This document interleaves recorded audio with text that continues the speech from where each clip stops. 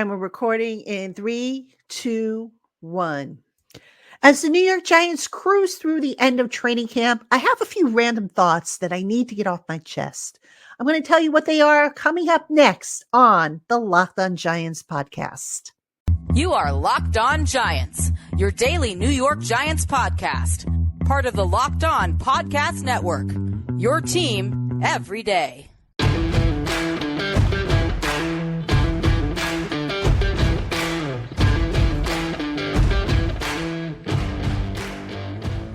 Hello, New York Giant fans, and welcome to a new edition of the Locked On Giants podcast, part of the Locked On Podcast family, your team every day. My name is Patricia Traina, credentialed media of the New York Giants Football Club, and I am your host for today's program. Thank you so much for tuning in, making us your first listen of the day, or if you watch on YouTube, your first watch of the day.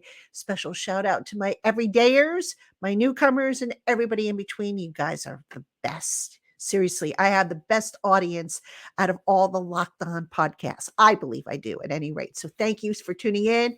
And today's episode of the Locked On Giants podcast is brought to you by LinkedIn Jobs. LinkedIn Jobs helps you find qualified candidates you want to talk to faster. So post your job for free at linkedin.com/LockedOnNFL. That's linkedin.com/LockedOnNFL to post your job for free. Terms and conditions apply. All right, on today's Locked On Giants podcast, as I go through training camp, I write things down on my phone in the notes section, little random thoughts that just pop up that, ultimately I either write a story about or I just save for a podcast. So I put 5 things together, just, various random thoughts about how the Giants preseason has been going. And before that, the off season. And I want to talk about some of these thoughts that I've been writing down here on the podcast. So totally random. You're not going to know what's coming at you. So hopefully you'll stick around for the whole podcast, check out what I have to say, and let me know what you think, if you agree, disagree, or however. So let's get into it. I'm going to start off with the first couple in this segment. And this one kind of irks me a little bit because of the circumstances. Now, this is about Evan Neal.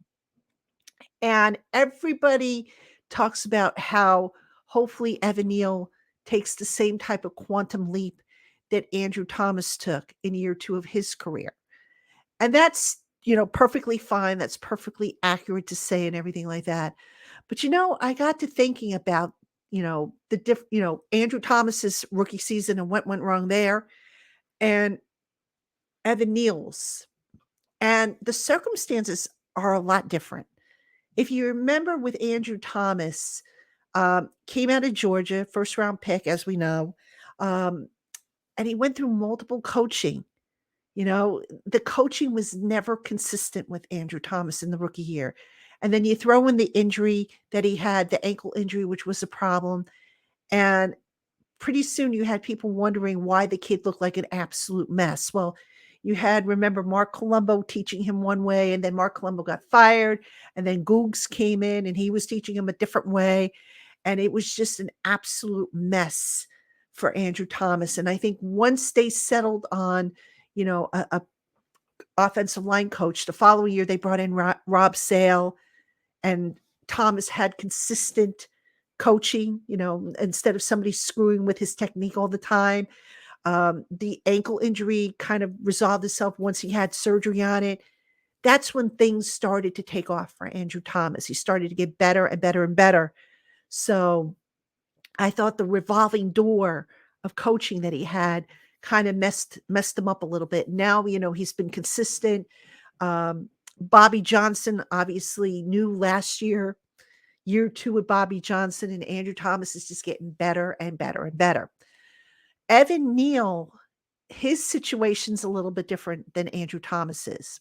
So Evan Neal comes in last year as a high draft pick, I think 7th overall. He has the same offensive line coach. He goes through injuries and he struggles.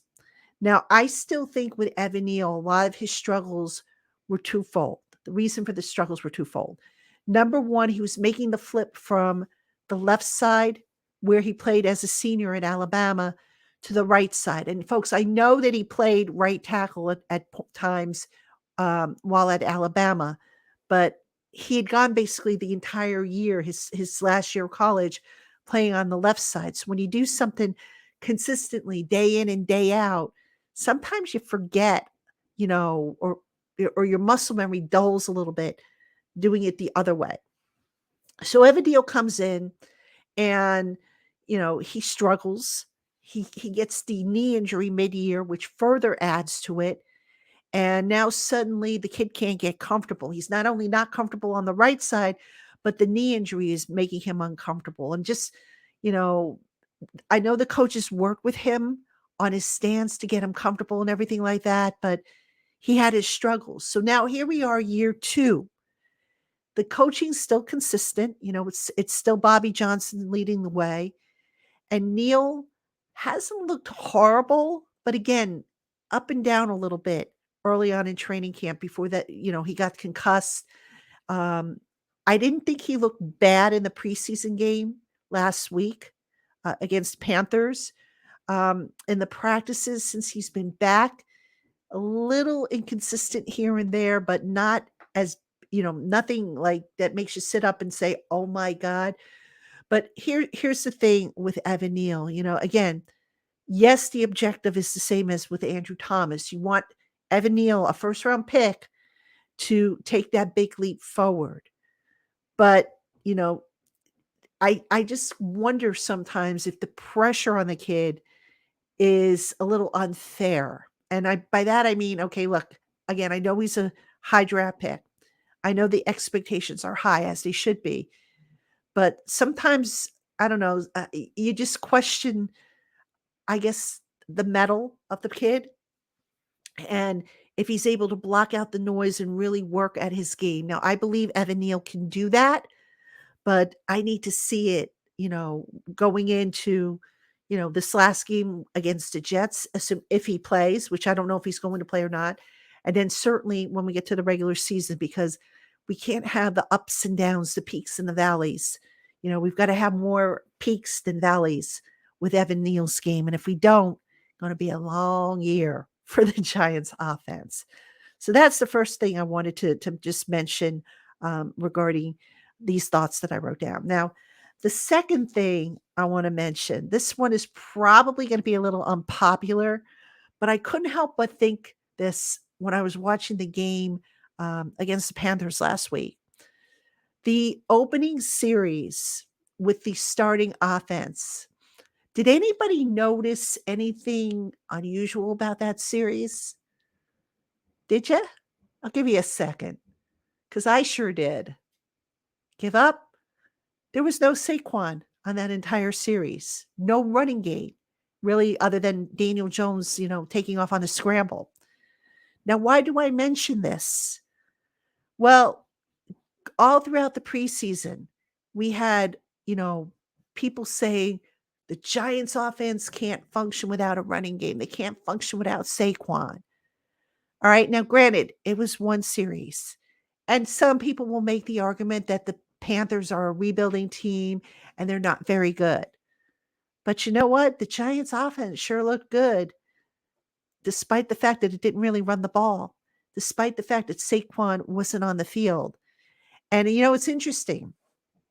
And before I get to this point here, let me just say, I do believe the Giants are a better team with Saquon.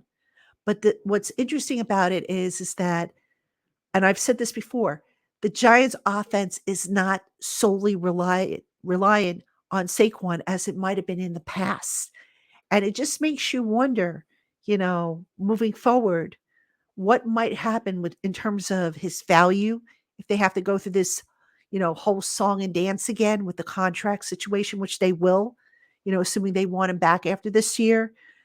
But, again, the big thing I thought was, hey, look, we can be efficient without Saquon on the field. We can score without Saquon. We can move the chains without Saquon. Now, if that was the message that, the Giants were trying to get across to the critics to silence them, I mean, I picked that up. I don't know if that was done intentionally or what, but, look, to be clear, Saquon is going to be a part of this offense and a big part of this offense. However, he's not going to be the offense. And I know there are still people out there that say, oh, Daniel Jones is lost without Saquon. Well, well, you know what? Daniel Jones did just fine in that one series. And again, it's one series. You're probably saying, and rightfully so, show me an entire game going without Saquon. But that was a little taste. And the takeaway, at least for me, was that this offense isn't necessarily reliable or reliant rather on Saquon as much as it was in the past. All right, coming up, I've got more random thoughts that I'm going to share with you, stuff that I just happened to jot down along the way. So don't go anywhere. Hey, Giant fans, if you're looking for the most comfortable pair of pants or shorts that you'll ever wear, then you got to check out Bird Dogs. Bird Dogs are not only comfortable, but they'll make you look good too. Their stretch khaki shorts are designed to fit slimmer through the thigh and leg and give you a truly sculpted look. And unlike other shorts and pants, Bird Dogs aren't made of that stiff, restricting cotton. Rather, they're made with a cloud knit fabric that looks just like khaki, but stretches so that you get a way slimmer fit without having to sacrifice movement. And best of all, Bird Dogs uses an anti-stink sweat wicking fabric that keeps you cool and dry all day long. My husband absolutely loves his Bird Dogs, and they've become his go-to apparel when he's looking to stay cool and dry, be comfortable, and look good. And he likes them. And if he likes them, I know you will too. So check them out today. And when you order, Bird Dogs will send you a free white tech hat. Simply go to birddogs.com/LockedOnNFL or enter the promo code LockedOnNFL to get your free gift with your order. That's birddogs.com/LockedOnNFL or enter promo code LockedOnNFL for your free white tech hat. You won't want to take your Bird Dogs off. We promise you. All right, everybody, welcome back to the Locked On Giants podcast. I'm your host, Patricia Traina, and we are just cranking right along. The Giants host the New York Jets in the preseason finale on Saturday night. Yeah, Saturday night football, right? Can you think of anything better? And best of all, even though it's a night game, it's an early night game starting at 6, which means I should be able to bring you a podcast that night, hopefully. So I'm excited about it. I'm excited about, what's still to come. Then we've got roster cuts. And folks, I'm working on a roster prediction show, still playing around with the format, whether we go live, whether we do it, pre-tape it or whatever. But I do hope to do one for you before, in the coming days, because that's going to be a big show. Maybe we'll do it on Sunday, but stay tuned. If you're watching on YouTube, I'll post it on the bulletin board. And if you're listening to our show, you'll just know when it drops. So I'll try and get the word out on my Twitter account if need be. So anyway, we are talking about random thoughts that I just have been jotting down on my phone, just little things that I've observed that, just kind of stood out to me that I feel, are worth talking about. And this next one is a huge one as far as I'm concerned. This is really big. And that is the synergy between the front office and the coaching staff. Now, we saw hints of it, last year. We've seen more of it in the off season. And, lately the assistant general manager Brandon Brown spoke about it. Joe Shane has spoken about it. Brian Dable has spoken about it. It's a big deal, folks. And it is the secret sauce to the Giants' success. So if you want to know why the Giants have been so successful, it's the synergy between the front office and the coaching staff. Now, let me go back a little bit here, because you're saying to yourself, well, duh, isn't that what they should have? I can go back to the Jerry Reese, Tom Coughlin era, towards the end of Coughlin's, tenure with the team. And there were clear examples in my mind, at any rate, of Reese and Coughlin not being on the same page. For example, they picked David Wilson in the first round, a guy that I never got the impression that the coaching staff really wanted him at that point in the draft. There was another receiver, I think it was Jarrell Jernigan, whom you might recall, they drafted him. I think he was a third round pick, and Jernigan couldn't get on the field for the coaching staff. And then when he did, because of injuries, you remember, I think was it the owner that said it, or it might have been Reese? I can't remember who it was, but somebody said, well, see, look, he is a good player after all. Yeah, but he didn't fit what the coaches wanted. Travis Beckham was another guy who wasn't really a fit for what the coaches did. So there were a bunch of examples of players being selected that maybe didn't fit what the coaches were looking for in the Reese and Coughlin era. The Shermer and Gettleman era, I don't know if, that era didn't run really long, and I don't know of any, glaring disagreements, but I can tell you that the Judge and Gettleman era, there were some disagreements. There were some heads clucking together, if you will. Joe Judge wanting certain players and Gettleman overruling him and whatnot. So there were some disagreements there, and you didn't have that synergy. And when you don't have the front office on the same page with the coaching staff, that leads to disaster, because now it means the coaching staff isn't getting what it needs to run its system, and the team's going to just flat out stink. All right. And we saw this. We saw this at the end of the Coughlin era. We saw this, throughout, unfortunately, the Gettleman era, the Judge era. It was terrible. So in comes the marriage of Joe Shane, Brian Dable. And folks, the synergy between the coaching staff and the front office is literally pristine. And it's so important because, look, the coordinators basically outline what they want to do and what they need to do it. The head coach obviously rubber stamps it. And now this goes to the personnel department to get them what they need. All right. So think of it in terms of the personnel department being like a personal shopper, if you will. You make your list, what you want with the groceries, and you give it to them and say, okay, I don't necessarily care what brand, or in this case, what school the kid comes from. I don't, just get me a kid who can do X, Y, Z, and I'll work with it. There's no forcing of a player that, the front office falls in full bloom love with onto the coaching staff. It's a matter of, okay, what do you need? What do you want? We'll get it for you. That's how it should be. That's how successful teams build rosters. That's how successful teams are successful.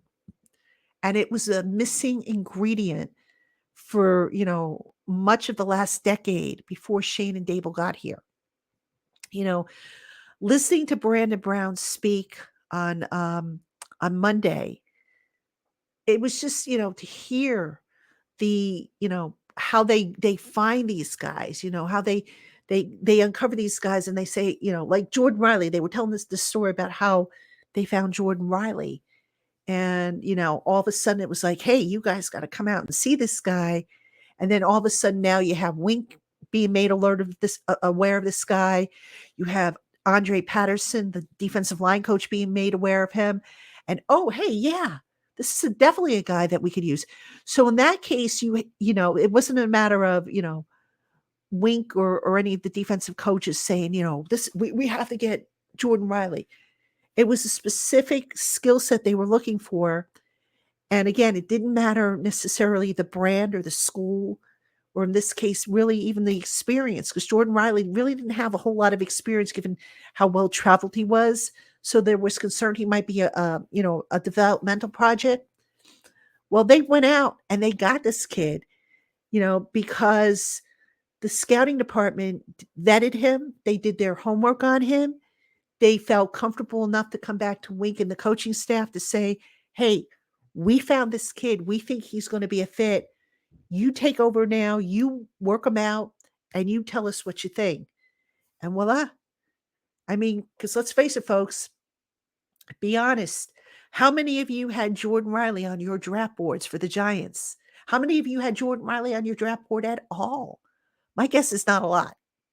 Be honest now. I know I didn't. If I could be honest, I know you can too. So this is what I'm talking about with the synergy. But at the same time, the front office isn't totally, standing by and waiting for a word as to what, direction to go in. They're constantly looking. And when they find a guy who fits what they know the coaching staff to want, that's when they say, "Hey, we found this guy. Take a look. We think there might be something here." So that kind of marriage, and you could appreciate it right from the get-go, because I've said this before. Joe Shane and Brian Dable always do their press conferences about, for the draft, the start of training camp. They do those press conferences together, one voice, not the GM speaks and then the head coach speaks, two separate voices. I never really cared for that format because it was just too easy to get conflicting answers. And we got conflicting answers a lot of times when they did it that way. So now you just have one voice, no conflicting answers, and it just runs a lot smoother. And listen, you take that approach, combine that with the, we're going to develop and retain and just, keep developing. This is the way a football team should be built, ladies and gentlemen. Not, oh, this guy looks fancy. This guy's a fancy new, shiny toy that we got to have because he can generate big fantasy football numbers. No, no, no, no.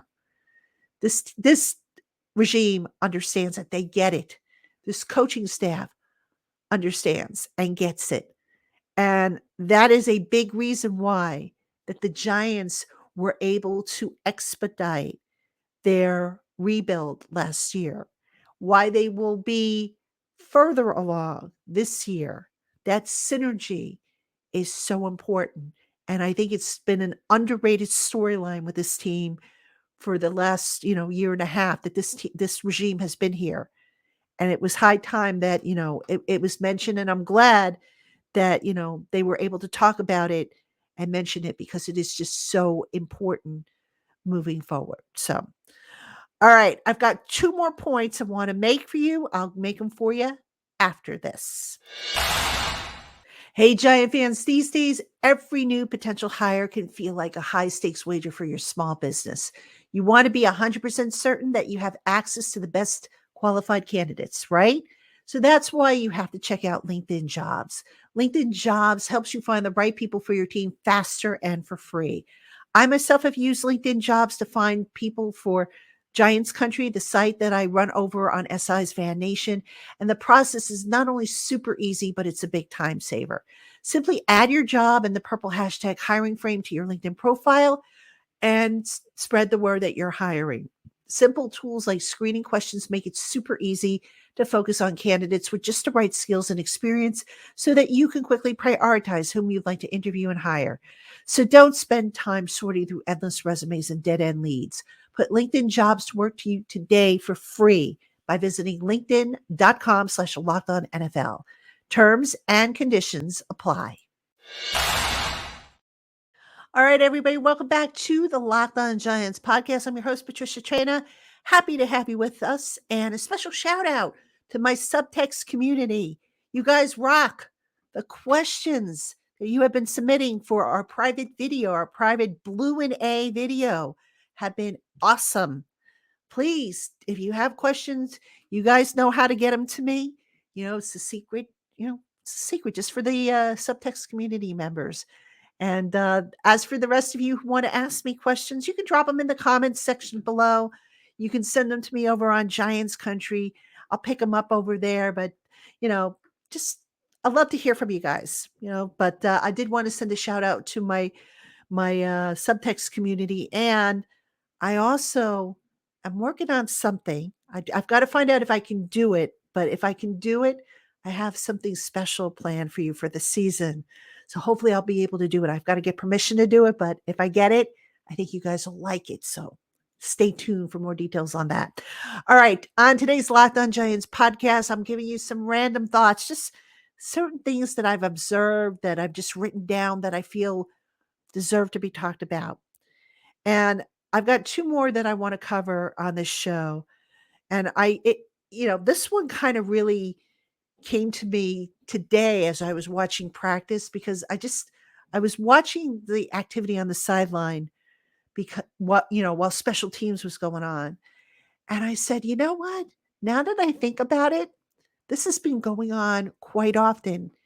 And I haven't seen it as much as I've seen it this year. And what I'm talking about is I see more and more guys going off and doing individual work with a coach. When I say individual work, I mean like one on one or coaching up each other. So, for example, during today's practice, Tuesday's practice, Bobby Okereke, during the special teams drills, was off on the sideline working with a coaching assistant who was acting as the runner, like a running back with the ball high and tight. And Bobby was running towards him, trying to slap the ball out of the quote unquote runner's hand. And so he's working on his stripping technique, if you will. And I'm watching this and I'm saying, wow, look at Bobby Okereke, working out on that stuff. I've mentioned it before, Kayvon Thibodeau doing extra conditioning and sprints. And it's amazing, because now that I think about it, you watch Kayvon Thibodeau, whether it's blistering hot and humid out or just cool and comfortable as it was on Tuesday, that dude looks as fresh late in the practice as he did to start the practice. So he's doing things, for conditioning. Then there was another time during the drills where I saw Adoree Jackson and Deonte Banks on the sideline, again, during special teams drills. And it looked like to me that Adoree was teaching Deonte Banks how to shed a jam. When a receiver tries to jam at him, to knock him off his path and outmuscle him. And it looked like Adoree was teaching him, little techniques to swat away the hands and stay in control of the jam. So, I made note of that in my practice report over on Giants Country, but I went back and I looked at some of my other notes, and you know what? There's been a lot of instances where we've seen that, probably more so this year than I can remember last year or in years past. Because some coaches, they're like, okay, when special teams is going on, pay attention. We want everybody paying attention. Well, there's going to be guys that aren't playing special teams, and you don't want any downtime. You don't want any dead period where guys are just standing around twiddling their thumbs, looking and saying, well, I'm never getting on special teams. So what do I have to, care about this for? No, I mean, they do if they don't have anybody who can, help them with stuff, but you see a lot of guys doing little extracurricular things on the side. And folks, that's how these guys are going to get better. Picking the brain of a veteran teammate, working with a coach, practicing a technique. I've seen Evan Neal, for example, go up against Andrew Thomas a couple of times where, with the stance, and it looked like Andrew Thomas was coaching him up, so just little things like that. So important and so underrated. And I think they deserve to be mentioned because, look, in a game of football, obviously, the little details are what counts. And it was just good to see the Giants, the Giant players working on that. And there are other examples. I could probably do a whole show on, other examples, but those are some of the ones that really stood out. And like I said, I wanted to mention that because I thought that was a very underreported yet important thing to make note of regarding this team. All right, I've got one more item on my list, and I really like this one. I really do, because it tells you a lot about this Giants team and its attitude. And that simply is the Giants are going to be themselves week in and week out. Call them the underdogs if they're, not favored in a game. Call them, whatever you want, the lesser of the teams, the weaker of the teams, the little brother if you want. They don't care. Sticks and stones may break my bones, but names will never hurt me. They don't care. This Giants team collectively has a swagger about it. There's confidence oozing out of the pores of these players. Not cockiness, confidence. They're modest, but yet, you watch them go through drills. You watch them go through, the team part of practice, the 7-on-7s, and you just see such a difference. You watch them and you say, wow, they look like, a team that believes in themselves. And, what's the old saying that if you want to make it, you got to start by believing in yourself. And once you believe in yourself, others will start to believe in you. That's what we're seeing with this football team. The confidence, the swagger, the commitment, the you know, they are who they are. They don't want to be labeled. They don't care what you call them. Some people call them the pretenders, or like I said, the little brothers or whatever. This is the New York, these guys, they are the New York Giants. And they are starting to look like the New York Giants. And you old timers out there like me, you know what I'm talking about with the New York Giants. Think of the 80s team that had, the swagger and the confidence. And, when they set foot on the field, you knew that they were ready to battle. You knew they were going to, beat you up if you were the opponent for 60 minutes of football. That's what you're starting to see with this team.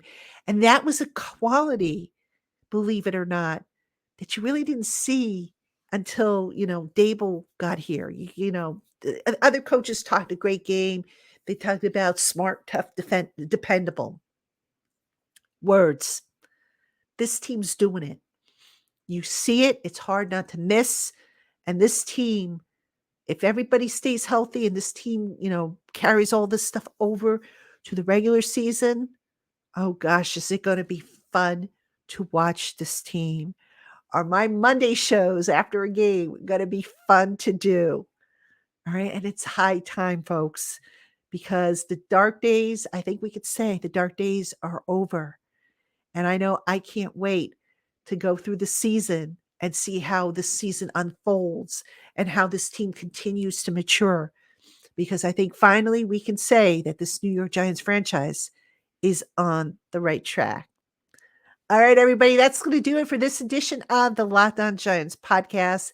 Thanks so much for listening or watching on YouTube, making us your first watch of the day, watching us.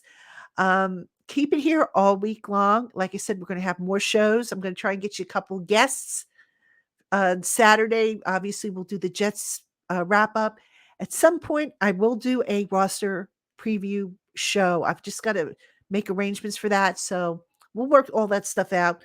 Plenty of stuff coming up on the Locked On Giants podcast. Hope you will join me for all of it. So until next time, everybody, thank you for tuning in. I'm Patricia Traina, and I will see you tomorrow.